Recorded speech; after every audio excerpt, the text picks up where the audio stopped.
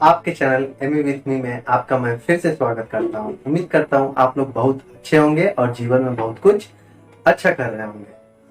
इसके पहले वाले क्लास में मैंने work transfer in and constant volume process, constant pressure process, इसके बारे में आप लोगों को बताया था। आज मैं आप लोगों को work transfer in and isothermal process के बारे में बताऊंगा।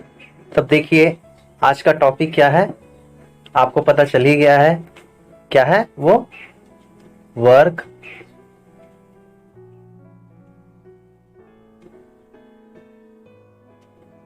Transfer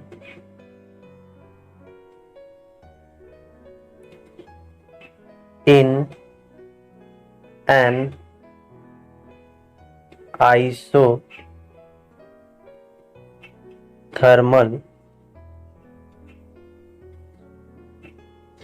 process. ठीक है, work transfer in an isothermal process. तो इस टॉपिक के अंदर में आप लोगों को कुछ ना कुछ तो समझ में आ ही रहा होगा कि यहाँ एक वर्ड बोला है जो है isothermal.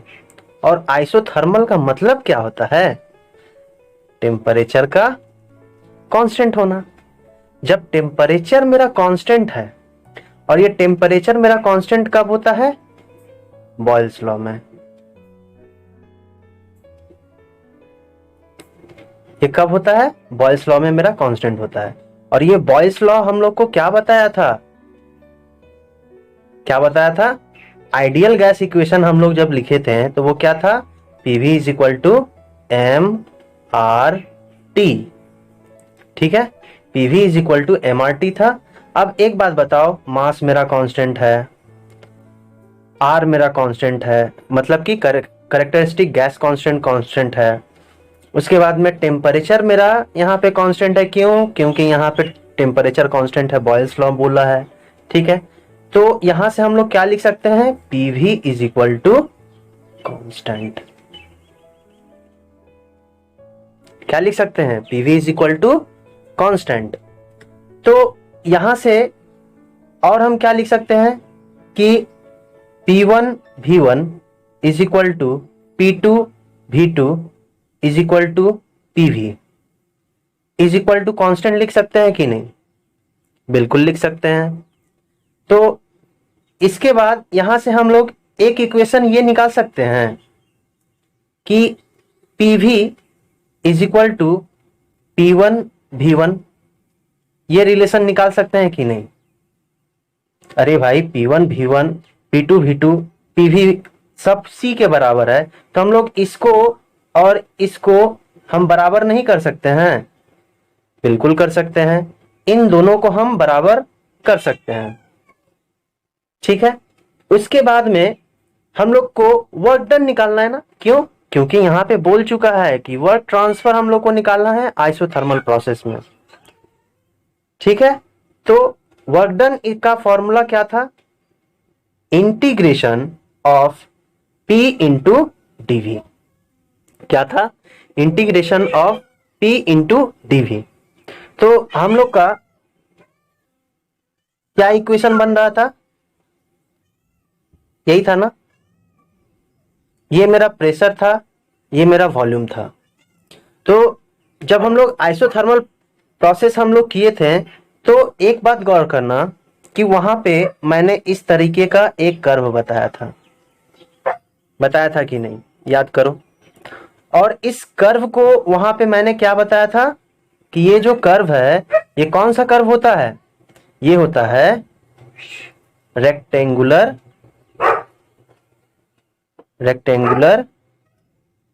Hyperbola.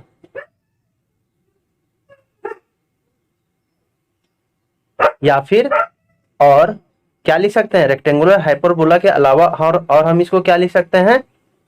Hyperbolic process. Hyperbolic process.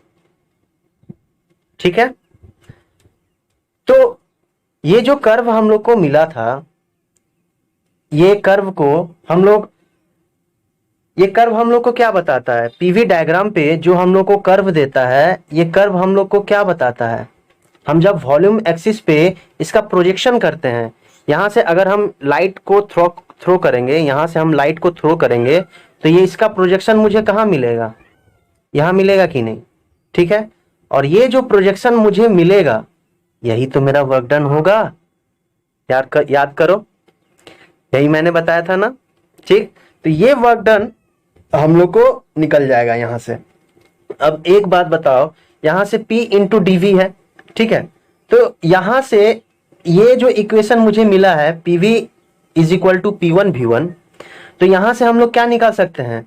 P का वैल्यू निकाल सकते हैं। क्यों? क्योंकि यहां हमको P का वैल्यू हम लोग को निकालना पड़ेगा। ठीक है, डीवी तो मेरा क्या है? वेरिएबल है, लेकिन P क्या वेरिएबल है? P तो मेरा वेरिएबल नहीं है, तो हम इसको क्या करेंगे? P को कन्वर्ट कर लेंगे। तो जब कन्वर्ट करेंगे तो मुझे यहां से क्या निकलेगा? क्या निकलेगा? वो निकलेगा मुझे P है, V को नीचे लेके चले आओ, तो क्या हो जाएगा मेरा? P1V1 बाई V, यही तो मिलेगा। अब इस चीज को यहां पे मुझे पुट कर देना है। तो जब हम यहां पुट करेंगे तो मुझे क्या मिलेगा? इंटीग्रेशन। अब एक बात बताओ, ये मेरा प्रोसेस है, ये 1 से 2 के बीच में लाई कर रहा है, तो हायर लिमिट मेरा क्या है? फाइनल पॉइंट क्या है? 2, और इनिशियल पॉइंट क्या है? 1। ठीक है, तो हम लोग इसका इंटीग्रेशन जब करते हैं तो अपर लिमिट कौन सा है? 2, तो अपर लिमिट क्या हो गया? 2 मेरा हो गया यहाँ पे, और लोअर लिमिट मेरा 1 हो गया। और P के जगह पे हम लोग क्या कर देंगे? इसको पुट कर देंगे। तो P के जगह पे पुट करेंगे तो यहाँ पे क्या बनेगा? P1V1 बाई V dV, यही बनेगा ना। तो यहां से जब ये बन रहा है तो ये, अब हम इसका इंटीग्रेशन कर देंगे। तो इंटीग्रेशन करने के लिए अब एक बात बताओ, P1V1 क्या मेरा वेरिएबल है? V क्या है? V के टर्म में ही तो हम लोग को क्या करना है? V के टर्म में ही इंटीग्रेशन करना है। तो V ये रहा और ये भी रहा, तो P1V1 ये क्या हो गया? एक्स्ट्रा है, तो मतलब कि ये मेरा कांस्टेंट है। तो जब ये कांस्टेंट है तो कांस्टेंट को क्या करते हैं? बाहर निकाल देते हैं। तो P1V1 इंटीग्रेशन 1 to 2, ये मेरा क्या हो गया? dV by V। ठीक है, तो यहां से ये आया। अब देखो इसका इंटीग्रेशन जब करेंगे तो इसका इंटीग्रेशन क्या होता है? सोचो सोचो सोचो सोचो, क्या होता है इंटीग्रेशन? बताओ। बिल्कुल सही, ये क्या होता है? ये होता है P1V1 ln V। ये क्या होता है? इसका इंटीग्रेशन होता है, और अपर लिमिट पे मेरा 2, यहां मेरा 1। तो यहां से हम लोग क्या लिख सकते हैं? और क्या लिख सकते हैं? ये लिख सकते हैं, अब लिमिट को बैठा दो, P1V1 ln V2 माइनस क्या हो जाएगा? ln V1। ये लिख सकते हैं, बिल्कुल लिख सकते हैं। और क्या लिख सकते हैं? इसके जगह पे हम और क्या लिख सकते हैं? यहां से ये भी लिख सकते हैं ना कि P1V1, अब देखो जब माइनस में होता है तो हम लोग क्या लिख सकते हैं? ln क्या हो जाएगा? V2 by V1। ये होगा कि नहीं? देखो, ठीक है, तो ये क्या मुझे मिल गया? वर्क मिल गया। देखो, ये वर्क मिल गया कि नहीं? अब इसको और क्या लिख सकते हैं? यहां पे V2 बाई V1 है, तो आइडियल गैस इक्वेशन से हम लोग क्या लिख सकते हैं कि P1V1, आइडियल गैस इक्वेशन जो है मेरा, उसके बाद आइसोथर्मल प्रोसेस के लिए हम लोग जो निकाले कि P1V1 is equal to P2V2। ठीक है, यहां से हम लोग क्या लिख सकते हैं कि P1 by P2 is equal to V2 by V1। देखो, ये लिख सकते हैं कि नहीं? जहां भी मेरा V2 बाई V1 होगा वहां पे P1 बाई P2 आराम से हम लोग लिख सकते हैं। तो इस फॉर्मूला को क्या हम ऐसे लिख सकते हैं? P1V1 ln P1 by P2, ठीक है।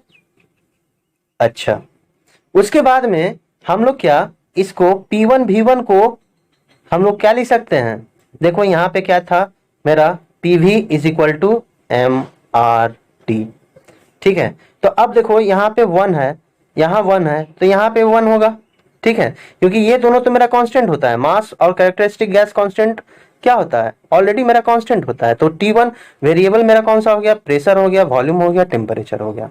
ठीक है, तो यहां से हम लोग क्या लिख सकते हैं, MRT1, ठीक है, ln P1 बाई P2।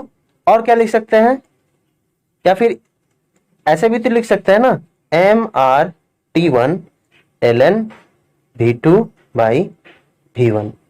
मतलब ये सारा मेरा वर्क ही है। इतने तरीके से वर्क मुझे पूछ सकता है। ठीक है, इतने तरीके से मुझे वर्क पूछ सकता है। ये क्या हो गया, प्रेशर के कंडीशन, जहां पे मुझे प्रेशर दिया रहेगा उस जगह पे ये अप्लाई करेंगे, जहां पे मुझे वॉल्यूम दिया रहेगा उस जगह अप्लाई करेंगे, जहां पे मेरा टेम्परेचर के टर्म में प्रेशर दिया हो तो उस जगह पे अप्लाई करेंगे, और जहां पे मुझे टेम्परेचर के टर्म में वॉल्यूम दिया हो तब उस जगह पे ये अप्लाई करेंगे। ठीक है, तो इसका मतलब क्या निकला मुझे कि आइसोथर्मल प्रोसेस में मुझे कभी भी वर्क पूछेगा तो हम लोग आराम से निकाल सकते हैं। ठीक है, इतना बात आप लोग को अगर समझ में आ गया तो एक बात बताइए मुझे कि ये जो work transfer in isothermal process के बारे में मैं जो बात कर रहा हूं, इसके लिए मेरा कंडीशन क्या है,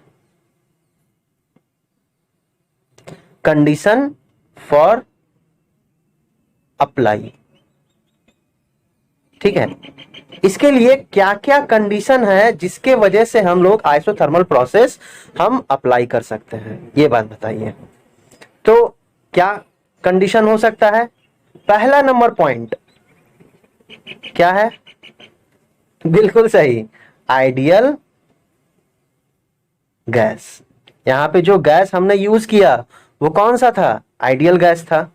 ठीक है, 2 नंबर पॉइंट क्या है, ये सिस्टम कैसा था, क्लोज सिस्टम था ना ओपन सिस्टम था, ये भाई क्लोज था ना ओपन था। ठीक है, क्या था, क्लोज था ना, तो ये कौन सा हो गया, closed system.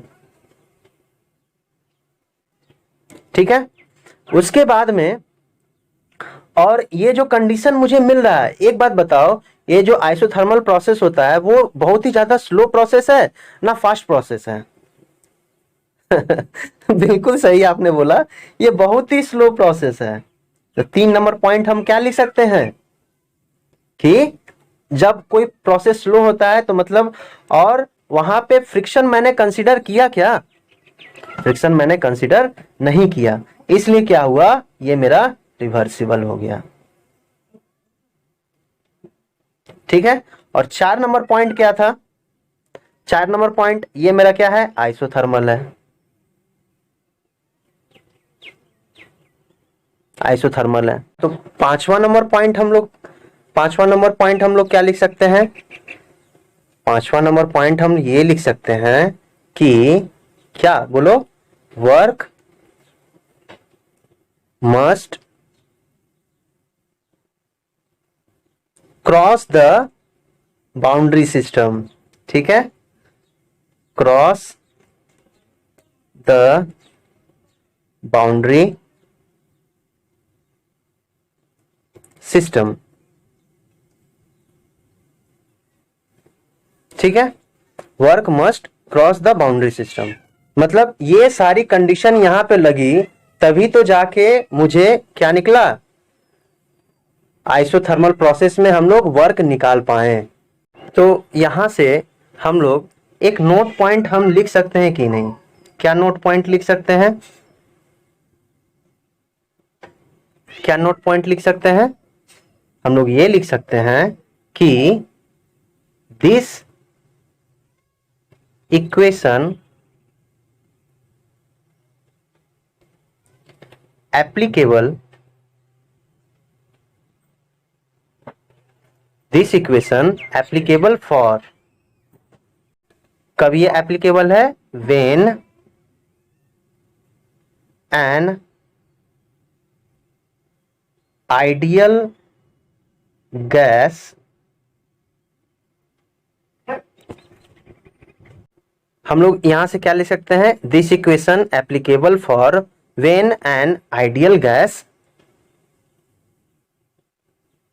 Is under going in closed system, undergoing closed system isothermally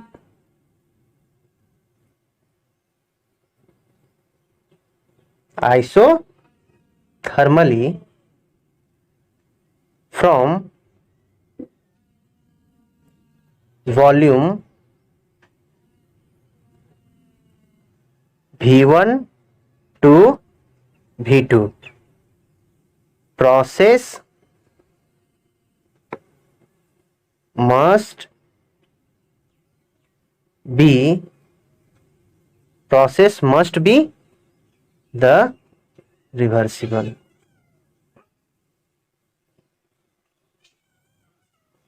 हाँ, तो देखिए यहाँ पे एक बात और आप लोगों को बताना जरूरी है कि देखिए ये जो कर्व मुझे मिलता है यहाँ पे, ये कर्व जो होता है एसिम्प्टोटिक कर्व बोलते हैं।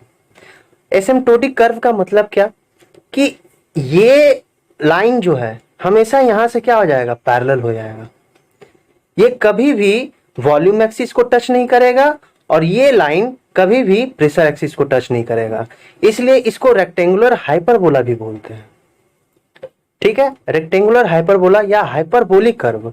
हाइपरबोला देखिएगा इस तरीके का होता है, मतलब क्या कि इसका कर्व कभी भी मुझे प्रेशर एक्सिस को या वॉल्यूम एक्सिस को कभी टच नहीं करता है। ठीक है, इसका बोलने का मतलब क्या है कि हम जब आइसोथर्मल प्रोसेस को लेंगे तो उस समय कुछ ना कुछ वॉल्यूम मुझे मिलेगा और कुछ ना कुछ प्रेशर मुझे मिलेगा। यहां से यहां तक देखिए, यहां से यहां तक मुझे कुछ वॉल्यूम मिल रहा है। देखिए ये वॉल्यूम, इतना वॉल्यूम मुझे मिल रहा है, इतना वॉल्यूम मुझे मिल रहा है।